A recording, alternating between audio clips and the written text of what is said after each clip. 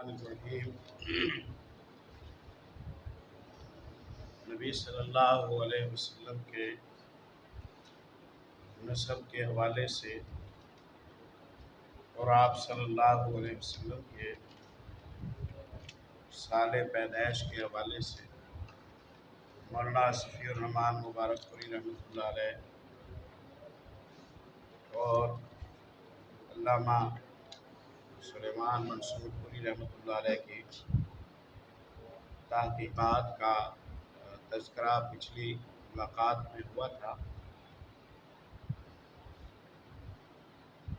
مولانا صفی الرحمن مبارک پوری رحمۃ اللہ علیہ نے اگلے مرحلے میں نبی صلی اللہ علیہ وسلم کے خاندان کی کچھ معروف شخصیات کا تذکرہ کیا ہے۔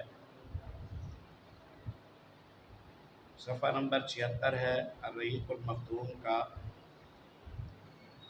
لکھتے ہیں کہ نبی کریم صلی اللہ علیہ وسلم کا خانوادہ اپنے جد اعلیٰ ہاشم بن عبد مناف کی نسبت سے خانوادہ ہاشمی کے نام سے معروف ہے۔ ہم نے قصی کے حالات پڑھے جو عبد مناف کے والد تھے اور جنہوں نے بنو جرہم سے بیت اللہ کا قبضہ چھڑایا تھا، جنہوں نے مکے میں قریش کی ایک مستحکم حکومت قائم کی تھی اور اس حکومت کے لیے انہوں نے کچھ مناصب بھی متعین کیے تھے۔ قصی کی وفات سے پہلے ہی قصی نے اپنے بیٹے عبدالدار کو اپنے تمام مناصب وصیت کر کے سونپ دی۔ دوسرے بیٹے عبد مناف کو کچھ نہ دیا۔ پیچھے تذکرہ ہو چکا ہے، اس کی وجہ یہ تھی کہ عبد مناف باصلاحیت زیادہ تھے، عزت، شہرت، مقام، مرتبہ ان باتوں میں ممتاز تھے، تو ان کے والد کو فکر تھی کہ عبد مناف کی عزت و شہرت، جاہ و جلال کی وجہ سے دوسرا بیٹا عبدالدار ہے جو وہ بے حیثیت نہ رہے، تو اس کے مستقبل کو محفوظ کرنے کے لیے والد نے اپنے مناصب عبدالدار کو دے دیے۔ قصی اپنی قوم کے مؤسس تھے، ان کے فیصلے کو قبول کر لیا گیا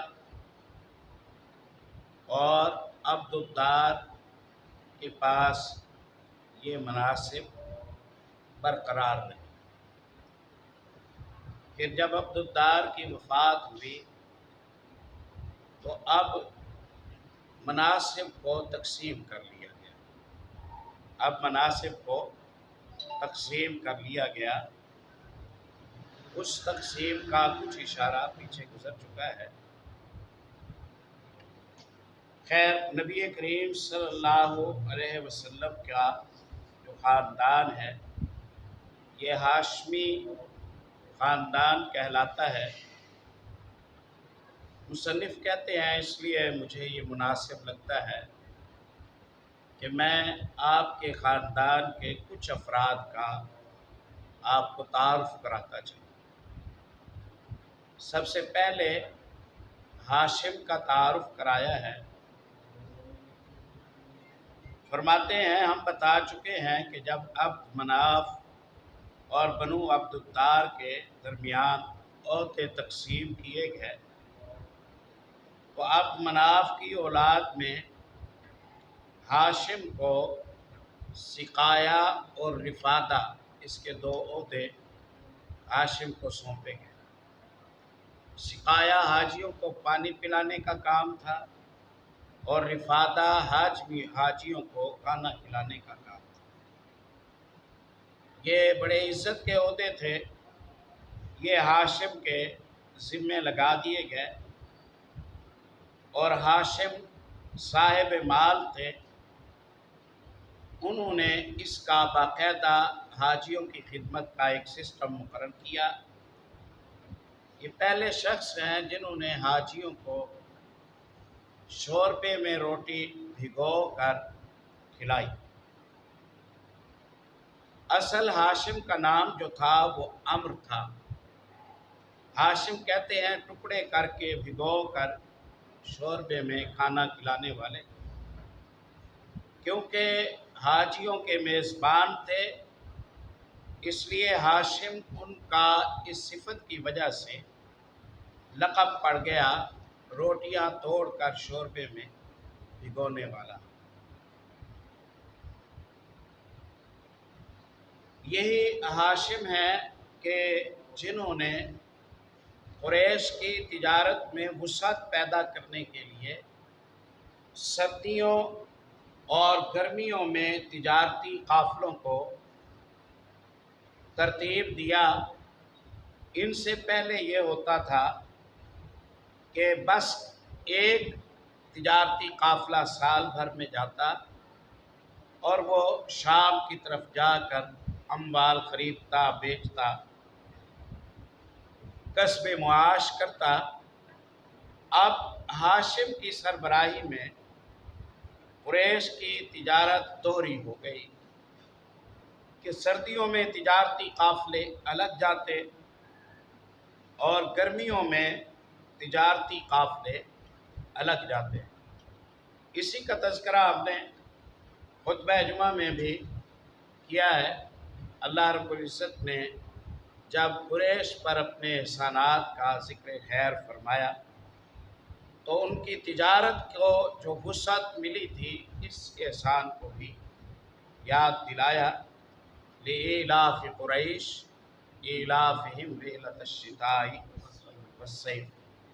कुरैश के लोगों का हक़ बनता है कि वो मोहम्मद ग्रामी सल्लल्लाहु अलैहि वसल्लम की ताबेदारी करें, क्योंकि उन पर बाकी लोगों की निस्बत अल्लाह के ज़्यादा एहसानात हैं। उन एहसानात में यह है कि सर्दियों में भी इनके तिजारती काफ़िले अमन व सुकून के साथ जाते हैं, कस्बे मुआश कराते हैं, और गर्मियों में भी इनके तिजारती काफ़िले जाते हैं और अमन व सुकून के साथ तिजारत कराते हैं। तो एहसान ज़्यादा ये तकाज़ा करता है कि ये शुक्र भी ज़्यादा करें। हाशिम के मुताल्लिक़ मुसन्निफ़ लिखते हैं, तिजारती काफ़िला लेकर शाम की तरफ रवाना हुए, मदीने के पास से पहुँचे। जो शाम है ये मक्के और मदीने के दरमियान, मदीने के पास इसकी शाहरा गुज़रती थी। तो मक्के वाले जब शाम की तरफ जाते या आते तो वो मदीने में ठहर कर जाते। यूँ आपस में रिश्तेदारियाँ भी हो जाती थी, ताल्लुकात का भी एक हिस्सा इनका कुतुब हदीस में हमें मिलता है। ये काफ़िलों की गुज़रगाह पर था मदीना नबी सल्लल्लाहु अलैहि वसल्लम। आज हाशिम अपना तिजारती काफ़िला लेकर शाम जा रहे हैं। मदीने पहुँचे, कुछ दिनों का पड़ाव किया और यहाँ बनु नज्जार के यहाँ एक खातून सलमा बिनते अम्र से हाशिम ने शादी। कुछ दिन यहाँ रहे, उसके बाद अपनी ज़ौजा को, दुल्हन को यहाँ छोड़ा और ख़ुद शाम की तरफ रवाना हो गए, ताकि तिजारत के बाद जब वापस पलटेंगे تو واپسی پر اپنی دلہن کو اپنے ساتھ مکے کی طرف لے جائیں گے۔ اللہ کا کرنا فلسطین کے شہر غزہ میں تھے کہ ہاشم کا عمر کا انتقال ہو گیا، کیونکہ یہ شادی راستے میں ہوئی تھی، اس لیے اہل مکہ کو اس شادی کی خبر نہ مل سکی۔ ادھر ہاشم کی بیوہ حمل سے تھی اور ان کے یہاں بیٹے کی پیدائش ہوئی۔ بیٹے کے سر میں پیدائشی طور پر بالوں میں سفیدی تھی۔ بالوں کی سفیدی کو شیب کہتے ہیں۔ رسول اللہ صلی اللہ علیہ وسلم فرمایا کرتے تھے، شیبتنی ہود واخواتھا، میرے بالوں میں فکروں اور پریشانیوں کی وجہ سے سفیدی آ رہی ہے۔ فکر مجھے اس وقت لاحق ہوتی ہے جب میں سورۃ ہود جیسی صورتوں کو پڑھتا ہوں۔ ان صورتوں میں اللہ کے عذاب اور روز قیامت کی ہولناکیوں کا تذکرہ ہے۔ اب سلمہ بنت عامر کے یہاں جو بیٹا پیدا ہوا اس کے سر میں پیدائشی طور پر بالوں میں سفیدی ہے، تو بال سفید ہوں تو اسے شیب کہتے ہیں۔ بچے کا نام ماں نے شیبہ رکھا، یعنی سفید بالوں والا۔ اب کیونکہ ہاشم کی وفات ہو گئی تھی تو عورت اپنے میکے میں رہی اور بچہ اپنے ننہال میں اپنے ماموں کے پاس پلتا رہا۔ جب بچہ 10-12 سال کا ہو گیا تو ہاشم کے بھائی مطلب کو اپنے بھتیجے کے موجود ہونے کی اطلاع ملی کہ میرے بھائی ہاشم کا ایک بیٹا مدینے میں ہے، میرے بھائی نے وہاں شادی کی تھی۔ تو مطلب مکے سے مدینے آئے اور آ کر اپنے بھتیجے شیبہ کو یہاں سے ان کی والدہ سے اجازت لے کر انہیں مکے واپس لے آئے۔ شروع میں مصنف کہتے ہیں کہ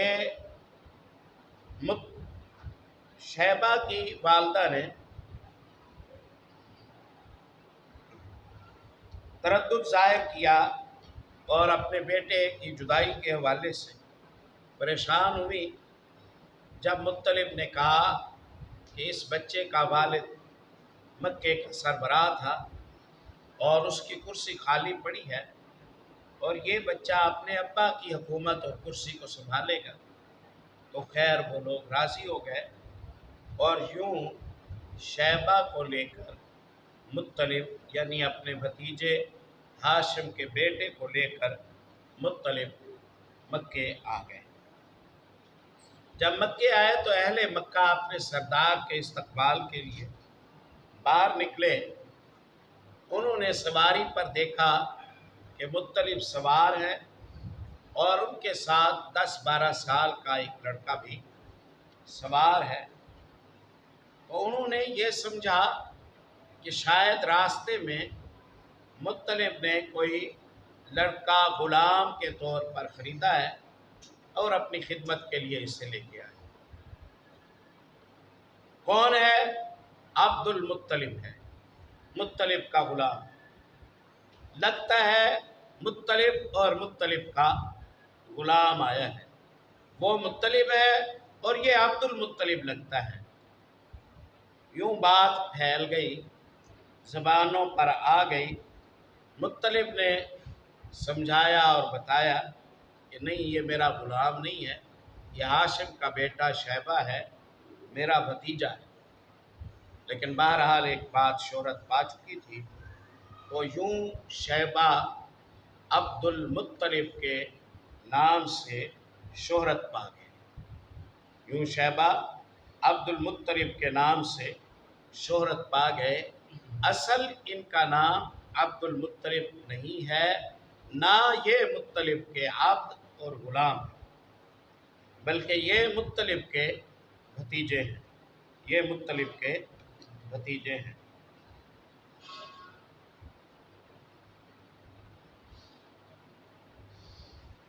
مصنف کہتے ہیں کیونکہ ہاشم کی وفات ہو گئی تھی، اس لیے ہاشم کی سربراہی ان کے بھائی مطلب کی طرف منتقل ہو گئی، اور ہاشم کی اولاد ابھی شاید اس حکومت کو سنبھالنے کے لائق نہیں تھی، چھوٹی تھی۔ ہاشم کے 4 بیٹے اور 5 بیٹیاں تھیں، اسد، ابو سیفی، نضلہ اور عبد المطلب۔ یہ بیٹے ہیں شفا، خالدہ اور ضعیفہ، رقیہ اور جنہ، یہ ہاشم کی بیٹیاں ہیں، یہ ہاشم کی بیٹیاں ہیں۔ خیر، عبد المطلب شیبہ اب مکے میں پرورش پانے لگے، اپنے چچا مطلب کے زیر کفالت۔ والد کی تو وفات ہو چکی تھی، اور والدہ سلمہ بنت عمرو وہ مدینے میں رہ گئی تھی۔ پھر مطلب کی وفات ہو گئی۔ ان کی وفات بھی جو ہوئی ہے وہ ایک تجارتی سفر میں یمن کے علاقے میں ان کی وفات ہوئی، یعنی ایک بھائی کی وفات غزہ میں ہوئی اور دوسرے بھائی کی وفات یمن میں ہوئی۔ جب مطلب کی وفات ہو گئی تو عبد المطلب کو یہ سربراہی ملی، جو اصل میں پراپر اس سربراہی کے حقدار تھے۔ مصنف فرماتے ہیں پچھلے صفحات سے معلوم ہو چکا ہے کہ سقایا اور رفادہ، حاجیوں کو پانی پلانا، کھانا کھلانا، یہ ہاشم کے بعد مطلب کو ملا تھا، اور یہ اپنی قوم میں بڑی خوبی اور اعزاز کے مالک تھے، اور ان کی بڑی اہمیت تھی، ان کی بات ٹالی نہیں جاتی تھی۔ یہ انتہائی سخی آدمی تھے جو مطلب ہیں۔ ان کا لقب عربوں نے فیاض، سخاوت کرنے والا رکھا ہوا تھا۔ جب عبد المطلب، یہ تو ابھی میں بتا چکا ہوں۔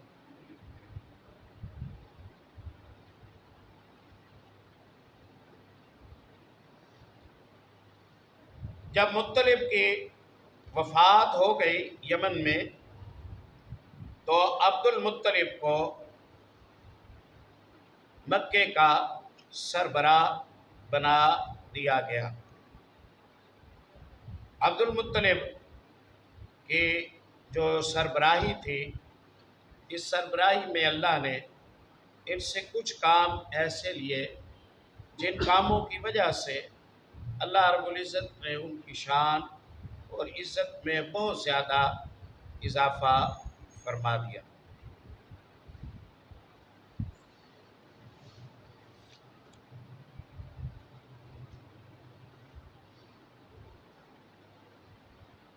سبب یہ بنا کہ عبد المطلب کے والد بھی فوت ہو چکے ہیں، چچا بھی فوت ہو چکے ہیں، بادشاہی ان کے پاس آئی، تو نوفل نے ان کے کچھ اراضی پر قبضہ کر لیا، کچھ اراضی پر، کہ لاوارث بچہ ہے، نہ چچا اس کا زندہ ہے نہ والد اس کا زندہ ہے۔ اس نے تنہا دیکھ کر عبد المطلب کے صحن پر قبضہ کر لیا۔ عبد المطلب نے قریش کے لوگوں سے مدد مانگی، لیکن ان لوگوں نے انکار کر دیا۔ انہوں نے کہا تمہارے چچا بھتیجوں کا آپس کا معاملہ ہے، ہم تمہاری مدد اس میں نہیں کر سکتے۔ بالآخر آخری حل کیا عبد المطلب نے اپنے ماموں کو کچھ اشعار لکھ کر بھیجے، یہ عربوں کا طریقہ تھا۔ کچھ اشعار لکھ کر بھیجے۔ ان اشعار میں اپنی اس حالت اور نوفل اور اس کے ساتھیوں کا ظلم، اس کی شکایت کی اور ماموں سے درخواست کی کہ آپ آئے اور آ کر یہ قبضہ تو چھڑا جائے۔ یہ خط جب عبد المطلب کے ماموں ابو سعد بن عدی کے پاس پہنچا تو ابو سعد بن عدی 80 سواروں کو لے کر مکے کی طرف مسلح ہو کر جنگ کے ارادے سے روانہ، اپنے بھانجے کی مدد کرنے کے لیے۔ ابتح کے مقام پر، یہ مینا کے ساتھ جو آج کل میرا خیال ہے جو عزیزیہ ہے، یہی بتہا ہے، یہی ابتح ہے۔ ابتح کے مقام پر اس نے پڑاؤ ڈالا 80 سواروں کے ساتھ۔ وہاں بھانجے عبد المطلب نے آ کر ماموں سے ملاقات کی اور کہا کہ ماموں آپ آئے، ہمارے گھر چلیں، پہلے آرام کریں، کھانا کھائیں۔ اس کے بعد نوفل سے بات ہوگی کہ اس نے کیوں کیا ہے قبضہ ہمارے صحن پر۔ ماموں نے کہا اللہ کی قسم اس وقت تک میں تمہارے گھر نہیں جاؤں گا اور کچھ نہیں کھاؤں گا جب تک کہ نوفل سے تمہارا حق چھین نہ۔ یہ جوان مرد تھے، غیرت مند تھے، خوددار تھے، بہادر لوگ تھے، جنگجو تھے، شجاع اور سخی تھے۔ انہی اسباب کی وجہ سے اللہ نے اپنی مشیتوں کے تحت یہ فیصلہ کیا کہ اللہ انہی میں خاتم الانبیاء محمد الرسول اللہ صلی اللہ علیہ وسلم کا انتخاب۔ ایک بھانجے کی مدد کے لیے 80 سواروں کو لے کر آپ آ رہے ہیں اور آ کر آپ ایک پوری قوم کے خلاف جنگ پر آمادہ ہیں۔ اتنی وفاداری اپنے بھانجے کے ساتھ، گویا قرابت داری کا بڑا مقام تھا ان کے نزدیک۔ سیدھے نوفل کے پاس گئے اور نوفل کے سر پر تلوار کو سونتا اور نوفل سے کہا کہ میرے بھانجے کی مقبوضہ جگہ چھوڑو ورنہ یہ تلوار تمہارے جسم میں پیوست ہو جائے گی۔ اس نے کہا چھوڑ دوں گا، کہا نہیں ابھی چھوڑو، کہا چھوڑ دیا۔ لوگوں کو گواہ بنایا، قبضہ چھڑایا، اس کے بعد اپنے بھانجے کے گھر گئے، 3 دن رہے، عمرہ کیا اور یہاں سے پھر واپس مدینے کی طرف روانہ ہو، یہاں سے پھر مدینے کی طرف روانہ ہو۔ یوں عبد المطلب کو اب مکے کی جو سربراہی تھی وہ بڑے مستحکم اور مضبوط انداز سے مل گئی۔ یہی عبد المطلب نبی کریم صلی اللہ علیہ وسلم کے دادا ہیں اور ان کے والد ہاشم رسول اللہ صلی اللہ علیہ وسلم کے پردادا ہیں۔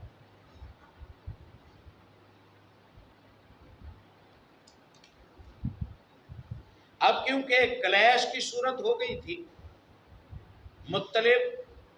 عبد المطلب اور نوفل کے درمیان، اس لیے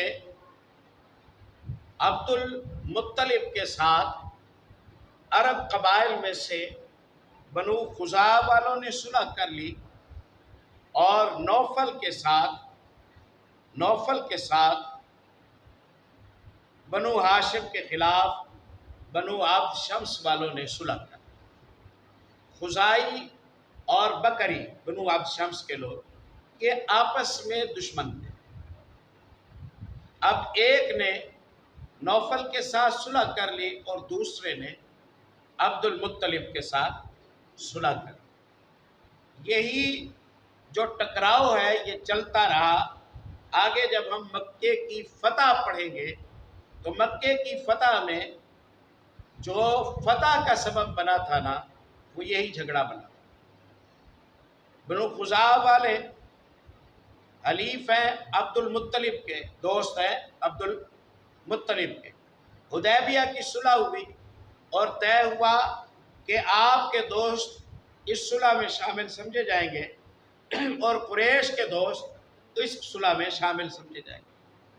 اب قریش والے بنو بکر کے دوست ہیں اور رسول اللہ صلی اللہ علیہ وسلم کے ساتھی بنو خزاع کے دوست ہیں، اور خزاعیوں اور بنو بکر کے درمیان دشمنی تو پرانی ہے کہ انہوں نے موقع پایا، بنو بکر والوں نے بنو خزاع والوں پر حملہ کر دیا۔ نبی صلی اللہ علیہ وسلم کو بنو خزاع کے سربراہ نے آ کر بتایا کہ ہم تو صلح میں آپ کے دوستوں میں سے ہیں اور انہوں نے صلح توڑ کر ہم پر حملہ کیا ہے، اس کا جواب لے دے۔ آپ نے فرمایا ٹھیک کہتے ہو۔ آپ نے بندہ بھیجا، آپ نے کہا بھئی ہمارے دوستوں پر تم نے حملہ کیوں کیا، ساتھ کیوں دیا؟ صلح کی روشنی میں تو تمہیں ایسا نہیں کرنا چاہیے تھا۔ کیا ہم یہ سمجھے تم نے صلح توڑ دی ہے؟ اگر تم نے صلح توڑ دی ہے تو بتاؤ، اگر نہیں توڑی تو بنو بکر والوں کے ساتھ اپنی دوستی ختم کرو، ہم اپنے دوستوں کا بدلہ لیں گے، اور اگر تم ان کے ساتھ دوستی بھی رکھنا چاہتے ہو جو ہمارے دوستوں کے قاتل ہیں تو پھر ٹھیک ہے، جتنے بندے قتل ہوئے ہیں ان کی دیت دے دو، جو چننا چاہتے ہو تم چن لو۔ مکے میں رسول اللہ کا بندہ آیا، صلی اللہ علیہ وسلم ساتھی آیا، اس نے آ کے کہا یہ 3 پیشکشیں ہیں رسول اللہ کی طرف سے صلی اللہ علیہ وسلم۔ مکے والوں نے کہا کہ ہم نہ دیت دیتے ہیں نہ بنو بکر سے ہم دوستی چھوڑتے ہیں، ہماری تمہاری کوئی صلح نہیں۔ آپ نے فرمایا ٹھیک ہے، تمہاری ہماری کوئی صلح نہیں۔ صلح انہوں نے توڑی، جب ان کی صلح ٹوٹی تو رسول اللہ صلی اللہ علیہ وسلم نے مکے پر حملہ کیا اور مکہ تو رسول اللہ صلی اللہ علیہ وسلم نے مکے پر حملہ کیا اور مکہ فتح ہو گیا۔ یہاں یہ جھگڑا شروع ہو رہا ہے، نوفل کے ساتھ بنو بکر والوں کی دوستی پڑ رہی ہے اور عبد المطلب کے ساتھ بنو خزاع والوں کی دوستی پڑ رہی ہے۔ یہی دوستیاں آگے چل کر مکے کی فتح کا سبب بنی۔ اب جناب ساکھ عبد المطلب کی اللہ تعالیٰ نے مضبوط فرما دی، تلوار کے زور پر حکومت کا بچاؤ ہوا، نوفل والوں نے اپنا زور لگا لیا تھا اور وہ کامیاب نہ ہوئے۔ پھر ایک اور واقعہ پیش آیا اور وہ واقعہ یہ تھا کہ عبد المطلب نے خواب میں دیکھا کہ زمزم کا کنواں اس جگہ پر ہے اور اس کنویں کے اندر حجر اسود ہے اور بیت اللہ سے نکالے گئے 2 ہرن تھے سونے کے بنے ہوئے، وہ بھی اس میں دفن ہے، اور کچھ اور بھی کعبۃ اللہ کی نشانیاں ہیں جو یہاں دفن ہیں۔ اصل واقعہ یہ ہوا تھا، اگر آپ کو یاد ہو، بنو جرم والوں نے، وہ اسماعیل علیہ السلام کے سسرال پہلی مکے کی جو آبادی ہے، انہوں نے مکے پر قبضہ کیا ہوا تھا اور ان سے قبضہ چھڑایا قصی نے، ان سے قبضہ چھڑایا قصی نے۔ پہلے تو وہ لڑتے بڑتے رہے اور نہ چھوڑنا چاہتے تھے قبضہ، جب وہ شکست کھا گئے اور انہوں نے دیکھا کہ اب مکے پر ہمارا قبضہ نہیں چلے گا، قصی اور اس کی جماعت غالب آ گئی ہے، تو انہوں نے کہا چلو ہمارا نہیں تو پھر تمہارا بھی نہیں۔ انہوں نے جاتے جاتے حجر اسود کو پاٹ دیا اور زمزم کے کنویں میں ڈال دیا، ہرن ڈال دیے اور کچھ جواہرات تھے جو لوگ نذرانے چڑھا جاتے تھے، وہ سب کچھ دفن کر کے، زمزم کا کنواں دفن کر کے وہ یہاں سے گئے کہ اگر ہماری حکومت نہیں تو ان کو بھی یہ فضیلتیں نہ ملیں۔ جرم ہی چلے گئے، لوگ بھول گئے کہ یہاں کوئی زمزم کا کنواں بھی ہوتا تھا اور یہاں کوئی چیز بھی ہوتی تھی۔ اب عرصہ گزر چکا ہے، یہ دوسری تیسری پیڑھی ہے، تو عبد المطلب جو اس وقت مکے کے سربراہ ہیں، انہوں نے خواب میں دیکھا کہ فلاں جگہ کی کھدائی کرو، وہاں کنواں اور وہاں سے سامان ملے۔ رات کو خواب دیکھا، صبح کسیاں اور بیلچے لے کر آ گئے، کھدائی شروع کر دی، کھدائی کی تو کنواں نکل آیا، پانی زمزم کا نکل آیا، وہ ہرن بھی نکل آئے اور سامان بھی نکل آیا۔ اس سے عبد المطلب کی شان ہے وہ بہت زیادہ اونچی ہو گئی، بہت زیادہ اونچی ہو گئی۔ اور جب اونچی ہوئی شان تو اس وقت پھر چچیرے بھائیوں کی طرف سے یہ دسترس شروع ہو گئی، خدائی میں ہمیں شریک کرو، عہدوں میں ہمیں شریک کرو، اس میں ہمیں شریک کرو، اس میں ہمیں شریک کرو۔ عبد المطلب نے کہا کہ نہیں، یہ اعزاز اللہ نے مجھے دیا ہے، اس لیے آپ میں کسی کو شریک نہیں کروں گا۔ نوک جھوک دوبارہ شروع ہو گئی، نوک جھوک دوبارہ شروع ہو گئی، اور قریب تھا کہ کوئی معاملہ ہو۔ عبد المطلب کے پاس پھر وہی راستہ تھا کہ ماموں کو بلائے، ننہال کو بلائے۔ اب یہ ہر وقت یہاں گڑبڑ ہو اور ہم مدینے سے بندے بلوائیں، اس میں تو مشکل ہے، اس میں تو مشکل ہے۔ اس لیے عبد المطلب نے اللہ سے دعا کی، اللہ تو مجھے 10 بیٹے دے، 10 کے 10 جوان ہو جائیں، میں ان میں سے ایک بیٹا تیرے راستے میں قربان کر سکوں گا، میری محتاجی ختم کرنا، میں ماموں کو بلاؤں، ننہال کو بلاؤں، وہ آ کر میری حکومت بچوا کے جائیں، تو خود میرے گھر میں ہی انتظام فرما دے۔ دعا کی، اللہ تعالیٰ نے عبد المطلب کی دعا کو قبول کر لیا، دعا اللہ نے قبول کی، اور 10 بیٹے ہوئے عبد المطلب کے۔ آخری بیٹے عبداللہ ہے جو پیارے نبی صلی اللہ علیہ وسلم کے والد گرامی، آخری بیٹے عبداللہ ہے۔ جب عبداللہ اپنی جوانی کو پہنچ گئے تو عبد المطلب کو اپنی منت اور اپنا وعدہ یاد آیا کہ میں نے تو اللہ سے وعدہ کیا تھا کہ میں ایک بیٹا اللہ کی رضا کے لیے قربان کروں گا۔ اب بیٹوں کو بلایا اور کہا بیٹوں میں نے یہ منت مانی تھی۔ بیٹوں نے کہا ابا جی آپ فیصلہ کریں۔ کہا کیسے فیصلہ کروں؟ کہا قرآن اندازی کریں، جس کا نام آئے گا اسے آپ قربان کریں، اپنا وعدہ پورا کریں۔ قرآن اندازی کی تو نام پیارے نبی صلی اللہ علیہ وسلم کے والد گرامی عبداللہ کا نکلا۔ اب عبداللہ کے ننہال، عبداللہ کے ننہال کے لوگ وہ آئے، انہوں نے کہا کہ اس بچے کو ذبح نہ کرو، اس بچے کو ذبح نہ کرو۔ دادا نے کہا کیسے نہ کروں، میں نے منت مانی ہوئی ہے، پورے میں نام نکلا ہے، تمہیں بھی پیارا ہے مجھے بھی پیارا ہے، لیکن میں بات کر چکا ہوں۔ انہوں نے کہا کسی سے فیصلہ کرو۔ پوچھا گیا، سیاڑوں نے کہا کہ فیصلہ یہ ہے کہ 10 اونٹوں اور عبداللہ کے درمیان قرآن اندازی، نام عبداللہ کا نکلے تو اونٹ 10 اور بڑھا دو، پھر قرآن اندازی کرو، نام عبداللہ کا نکلے 10 اونٹ اور بڑھا دو، پھر قرآن اندازی کرو، جب تک اونٹوں کا نام نہ نکلے اس وقت تک 10 اونٹ بڑھاتے جاؤ۔ وہی ہوا، 10 مرتبہ قرآن اندازی کی گئی، 10 اونٹ بڑھائے گئے، آخر 100 اونٹوں اور عبداللہ کے درمیان جب قرآن اندازی ہوئی تو نام اونٹوں کا نکلا، تو 100 اونٹ عبداللہ کی جان بچانے کے لیے قربان کیے گئے۔ اور کیونکہ بہت بڑی دعوت ہو گئی تھی، اسی مناسبت پر عبداللہ کی شادی بھی کر دی، اسی مناسبت پر عبداللہ کی شادی بھی کر دی گئی۔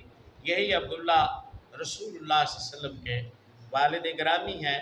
اب آج کی اس مجلس میں آپ نے پیارے نبی صلی اللہ علیہ وسلم کا تعارف، آپ کے والد گرامی کا تعارف، آپ کے دادا کا تعارف، دادا کے بھائی کا تعارف، آپ صلی اللہ علیہ وسلم کے پردادا کا تعارف، یہ آپ نے اس مجلس میں حاصل کر لیا ہے۔ بس کفایت ہے، انشاءاللہ آگے انشاءاللہ بات ہے اگلے ہفتے کے سبق میں۔